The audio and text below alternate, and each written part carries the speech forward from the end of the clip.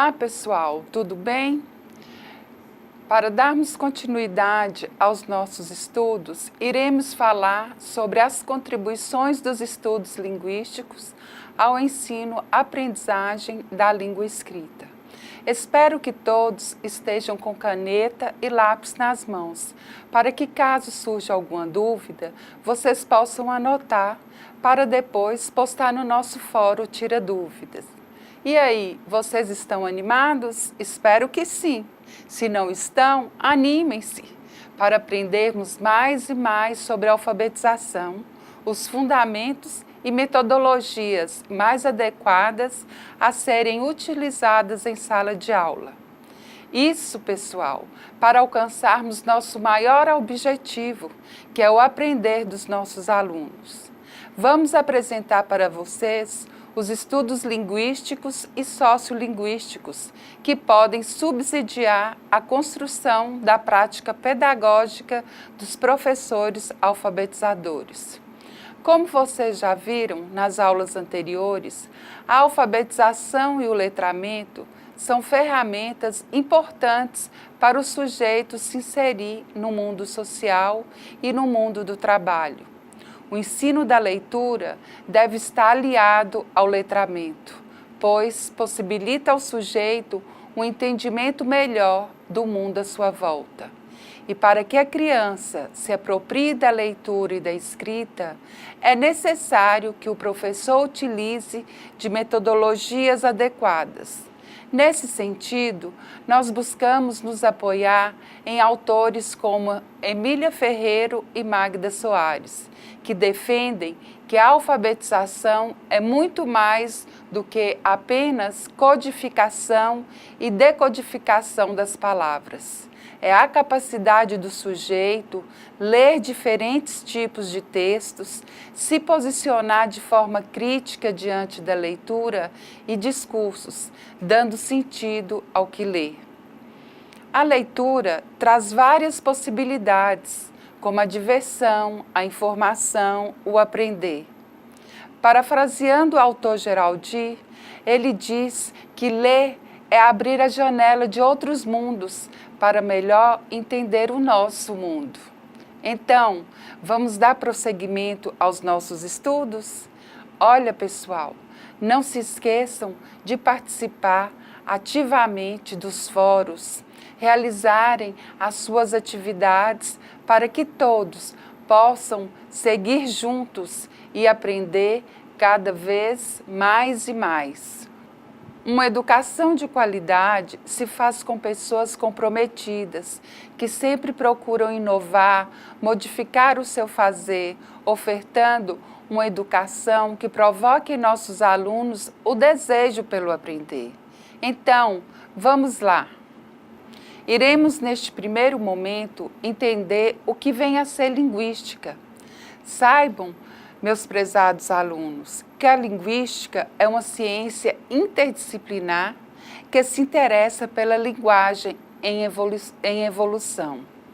Quando digo interdisciplinar, quero dizer que todos os conteúdos utilizam da linguagem para produzir conhecimentos.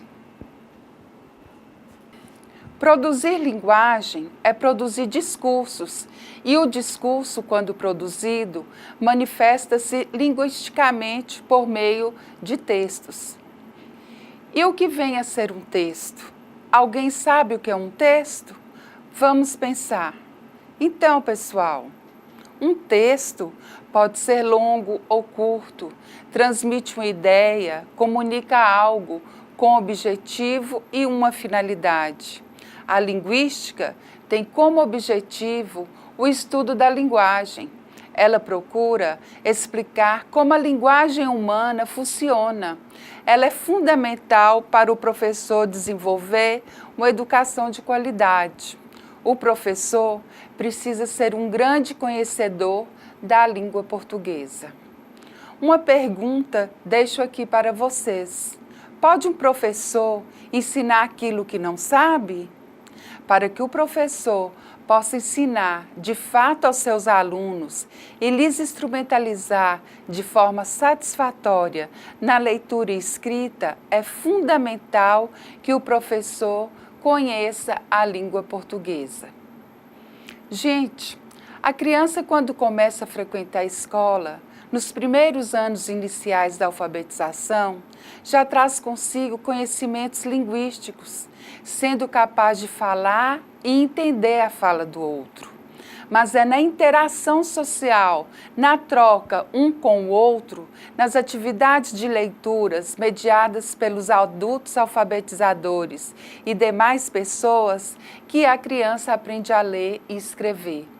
Por isso, meus prezados alunos, é que a alfabetização é determinada pelas práticas e atitudes das pessoas que dividem o mesmo espaço. A criança vai construindo e fazendo uso das palavras na medida em que as utiliza no seu cotidiano e no espaço da sala de aula. Através da fala da criança, podemos identificar seu nível social, cultural e econômico. E é papel da escola reconhecer e valorizar os diferentes dialetos, pois cada um traz consigo uma cultura. Desprezar a linguagem de uma criança que ainda não domina a norma culta é uma forma de discriminação e exclusão. Magda Soares nos diz que a realidade social das crianças causa um grande impacto no processo de alfabetização. Para ela, a língua não é algo neutro, ela é carregada de uma realidade social, cultural e econômica.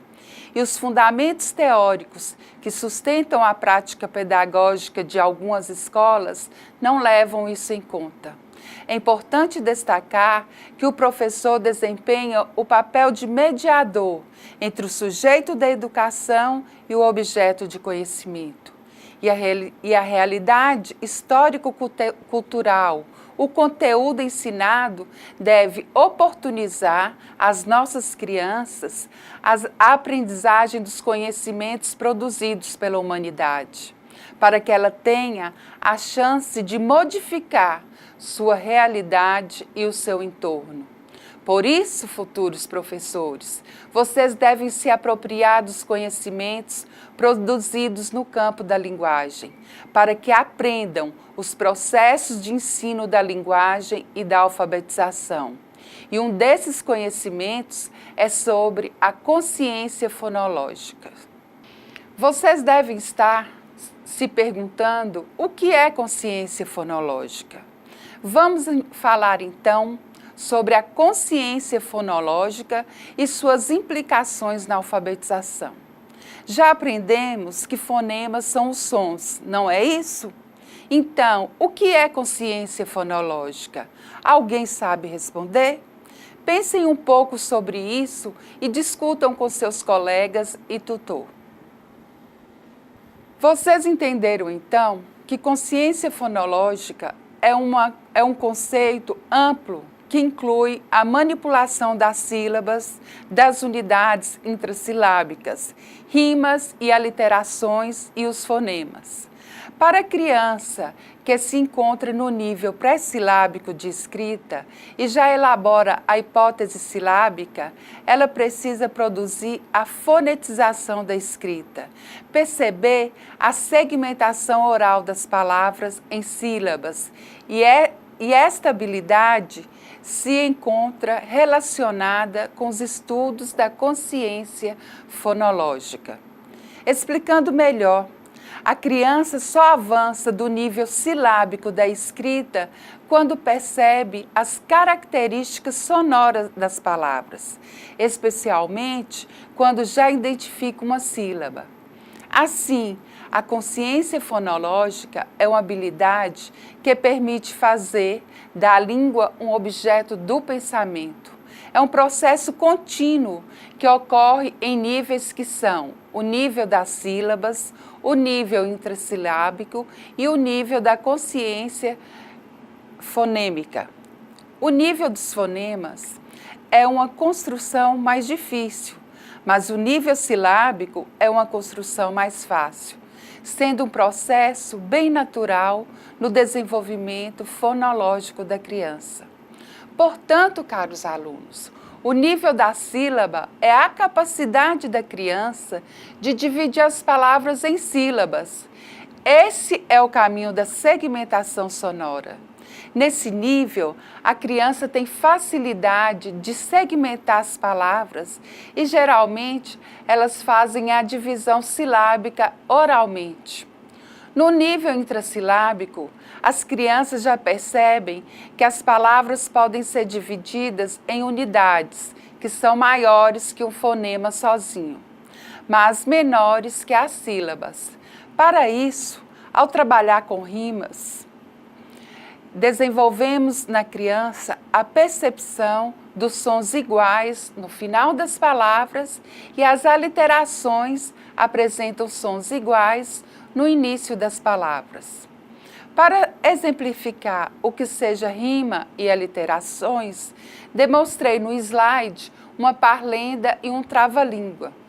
São dois textos que fazem parte da cultura folclórica. E que as crianças têm familiaridade. Então, aliterações é repetição de sons iniciais. Aqui tem um exemplo. O rato roeu a roupa do rei de Roma e a rainha ruim resolveu remendar. O peito do pé de Pedro é preto. Quem com ferro fere, com ferro será ferido. A consciência fonológica permite à criança operar sobre os segmentos sonoros que devem vir acompanhados de uma reflexão sobre aquilo que se aprende. Então, eu exemplifiquei aqui no slide o que são rimas e aliterações. Demonstrei que uma parlenda e uma trava-língua são dois textos que fazem parte da cultura folclórica e que as crianças têm familiaridade. Quero aqui chamar a atenção de vocês sobre a consciência fonológica e a consciência fonêmica. Apesar de alguns acharem que os dois têm o mesmo conceito, isso não é real. Como já expliquei a vocês, a consciência fonológica é um conceito mais amplo, que inclui a manipulação das sílabas, das unidades intrassilábicas, rimas e aliterações, ou fonemas. Para encerrar essa aula, quero deixar claro para vocês que a consciência fonológica é uma condição necessária, mas não uma condição suficiente para a alfabetização, sendo que o ritmo do desenvolvimento da criança depende das oportunidades que ela tem para refletir sobre o segmento sonoro das palavras. Não estou aqui querendo dizer para vocês, futuros professores, treinarem as crianças, mas favorecer condições para brincar com rimas, contar sílabas, perceber sons iniciais e finais. Quero chamar a atenção de vocês para as relações entre linguagem e classes sociais. Os problemas relacionados à variação linguística e à norma culta é estudado pela sociolinguística. É importante que entendamos a relação entre linguagem e sociedade. A língua não é algo estático, pronto e acabado. Ela vai variar conforme a localização geográfica, o meio social e o estilo de cada um. A sociolinguística compreende a alfabetização como um processo relacionado com os usos sociais da língua. Encontramos na nossa sociedade diferenças dialetais, que é o modo de se pronunciar de cada sociedade. A língua oral e escrita assumem diferentes funções de comunicação. Essas funções variam de comunidade para comunidade e atendem a diferentes objetivos. A linguística tem produzido conhecimentos que nos permitem ampliar a compreensão acerca das relações entre linguagem e sociedade. Assim, esse campo de conhecimento tem fornecido importantes contribuições sobre o processo do ensino da linguagem e para a produção de metodologias de alfabetização, visto que enfrentamos diversos problemas da variação linguística em relação à linguagem culta. Nesse sentido, podemos dizer que as pessoas, ao falarem, não se utilizam da norma culta, pois se apropriam de regras e convenções utilizadas pelo grupo a qual pertencem. Por isso, caros alunos, esse estudo é muito importante para que possamos compreender os diferentes usos que os falantes fazem da língua e também entender como a sociedade, a escola compreendem essa diversidade.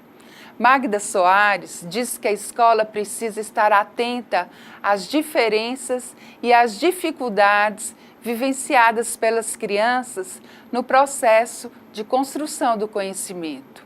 A autora nos apresenta 3 maneiras distintas pelas quais a escola procurou lidar com as variações linguísticas e explicar o fracasso escolar dos alunos, pertencente às classes populares. Elas são 3. A primeira delas é a ideologia do dom. Para essa ideologia, a escola se isenta de qualquer responsabilidade, pois a mesma entende que os alunos não possuem as características naturais relevantes para um bom aproveitamento do que a escola oferece. Nessa escola, a culpa de não aprender é do aluno, que acaba também acreditando que, de fato, não possui as condições para o aprendizado. A outra ideologia é a da deficiência cultural. A autora diz ser impossível não questionar a cientificidade dessa ideologia. Isso porque observamos que o fracasso escolar se encontra nas camadas populares de baixa renda. Assim surgem as indagações. Por que o fracasso escolar é maior entre as camadas populares menos favorecidas economicamente? Qual seria o papel das escolas em relação a essas crianças? Os alunos oriundos dessas classes são menos inteligentes do que das classes mais favorecidas? A partir desses questionamentos que surge esta ideologia, por ser inaceitável a ideia de considerar que meninos pobres sejam menos inteligentes e capazes de aprender do que os meninos ricos. Por essa ideologia, as crianças da classe dominante vivem em melhores condições, recebem mais estímulos quanto ao desenvolvimento cognitivo e vivem em um ambiente rico e diversificado que lhes dão maiores chances de desenvolverem hábitos, atitudes, conhecimentos, interesses e habilidades para atingir o sucesso escolar. Enfim, os defensores dessa ideia acreditam na superioridade do contexto cultural das classes dominantes, em contraponto com aquilo que eles chamam de pobreza cultural, do meio em que vivem as crianças das classes dominadas. E, por fim, vamos falar da ideologia das diferenças culturais. A autora Magda Soares diz que é inadequado qualificar grupos sociais como culturalmente deficientes. Devemos entender que cada povo traz consigo a sua cultura, os seus costumes e valores, e a escola deve valorizar essa diversidade. Qualquer hierarquização de culturas é uma forma preconceituosa de exclusão. Essas ideologias criadas pelas escolas para justificar o fracasso dos alunos são ideologias frágeis e sem sentido. A escola usa delas para colocar no aluno a culpa pelo fracasso escolar. O que percebemos é que a escola apresenta um modelo estilizado, fora da realidade dos alunos das camadas populares, ignorando os padrões culturais dos educandos. Esses são tratados com discriminação. Isso significa que a escola deve produzir metodologias de ensino da língua materna que considerem os padrões linguísticos dessa camada popular, respeitando a linguagem e o comportamento desses sujeitos, reconhecendo que existem maneiras diferentes de se comunicar, que um não é superior ao outro, mas que é necessário que a classe menos favorecida financeiramente domine o dialeto da classe dominante, para quando precisar utilizar desse dialeto, ele possa fazê-lo de forma competente. Para encerrar essa unidade, vamos tratar da alfabetização numa perspectiva cultural, procurando se apoiar nas ideias de Vygotsky, que afirma que a aprendizagem não começa do zero e que todas as crianças trazem consigo conhecimentos prévios do mundo à sua volta, e através da interação e da mediação do professor, poderemos perceber a evolução do processo de aprendizagem das crianças. Vygotsky, a partir de algumas investigações, elaborou a teoria da zona de desenvolvimento proximal. Com base nesta teoria, torna-se fundamental no processo de ensino e aprendizagem que o professor conheça o nível de desenvolvimento em que a criança se encontra em relação a determinado conteúdo e identifique as relações entre o processo de desenvolvimento e a capacidade de aprendizagem. Vygotsky descreve 2 níveis de desenvolvimento, o real e o desenvolvimento potencial. O desenvolvimento real é aquele que já foi consolidado pelo aluno, sendo capaz de resolver problemas de forma autônoma. Já o desenvolvimento potencial é determinado pelas habilidades que o indivíduo não construiu, que estão em processo e são potencialmente possíveis de serem desenvolvidos. Podemos entender, então, que uma pessoa é capaz de resolver muitos problemas e questões de forma autônoma. No entanto, em outras áreas tem potencial para aprender, mas necessita da mediação de outras pessoas para construir novos conhecimentos. A mediação dos professores nesse caso. Aqui aparece no slide a figura de uma criança desenhando e de outras tocando violino. Então, há várias formas da criança desenvolver o seu aprendizado.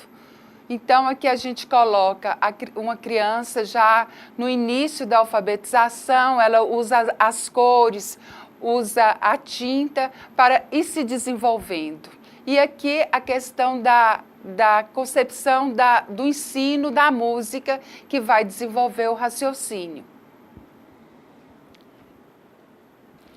A escola tem como objetivo eliminar as desigualdades, de forma a compensar as perdas provocadas pela discriminação e marginalização de determinados grupos sociais. O papel da escola aqui é incluir aqueles que são excluídos pela sociedade. Então, a escola inclui esses alunos, inclui essas pessoas, lhes possibilitando um conhecimento e uma aprendizagem de qualidade, instrumentalizando esses alunos de forma que eles possam viver como cidadãos e se incluir no mundo social e no mundo do trabalho.